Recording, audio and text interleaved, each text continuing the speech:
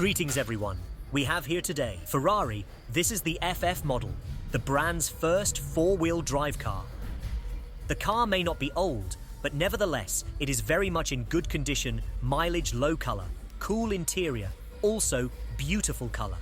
But let's start with the fact that the car, of course, came to us with a problem from the hero city of St. Petersburg. Well, and in general, today I will show you how, probably, cars do not need to be serviced.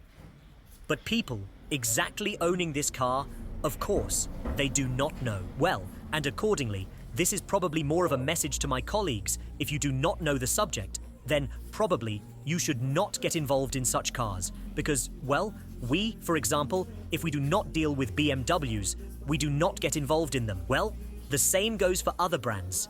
You should be more careful and try to be more professional.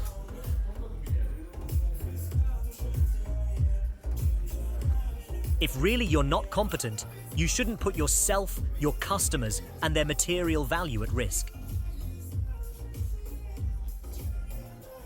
Now, I think you'll understand what we're going to talk about. Here we have the air filter housings.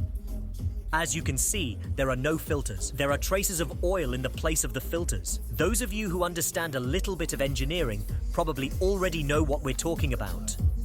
Also parts of the air filter housing, air filter housings. So now, I'm going to show you what happened here. People simply, the owners stopped by to change the oil, but they got it changed. So, basically, this is what happened. What you're seeing now are the air filters. They're completely, basically, saturated with engine oil, which turned out to be too much, and in general, the engine oil was even on the air filters. But now I'm going to show you what's going on in the engine. This is very much a Ferrari Maserati situation. It is widespread, especially in the regions when people, craftsmen, go where they do not need to go. Look at how much oil has been poured in. As I think one of the characters in the stock Vicino cartoon said about a grandfather who worked in a factory. And there was some kind of goods to be piled up. It's something similar here. Apparently, there was a lot of oil. There was nowhere to put the oil, and they decided to pour it into this poor Ferrari engine. But understand, it can happen that simply, when the oil starts to face in all directions, it can get at least on the manifold, and the car can simply burn up. Question number 2. Do you have any way of settling this with the owners? I mean, once again, the message is that if you don't understand something, it's better not to do it. But let's get back to the car. The car is really cool. It's not often you see an FF with a glass roof. This is exactly the sort of thing you see here. Frankly speaking, for me it is not that global event, but it is nice to see something unusual. It's unusual for me, but it's also very cool. At one time I somehow did not really accept this model.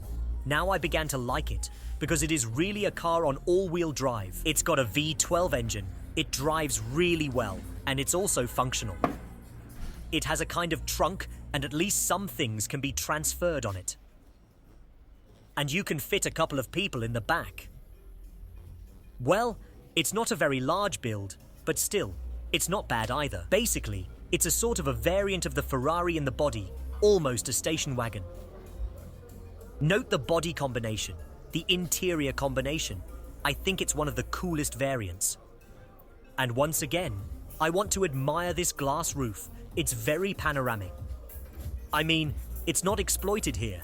As I can see, it's just a glass roof, but it's great. By the way, on the 612 Ferrari there, the last particular editions also had a glass roof. As I recall, it had a rechargeable roof. That is, there was a solar battery of some kind, and it, accordingly, collected all this stuff from the sun. Well, in general, it turns out to be like a solar battery, and all this stuff was used somewhere. Audi, of course, had this theme a long time ago. Pretty much done, yes. Well, Ferrari, maybe.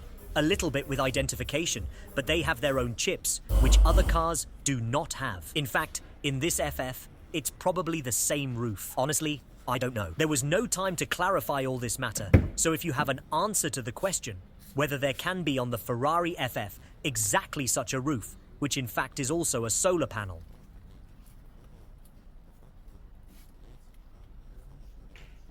I think it's quite possible because it was already used on the 612. Anyway, write in the comments how you think it is or isn't. But basically, our video today is quite short, so those who are interested in this model basically see what you want to see for yourself. But in general, the car is really cool. About the operation is quite reliable. But again, if everything is good with boxes, and here they are, but naturally, it is necessary to try to diagnose it before purchase. If you live in Moscow, there is a place to go. If you live in other cities, there is also a choice to go to Moscow. I think it makes sense to bother with it because it will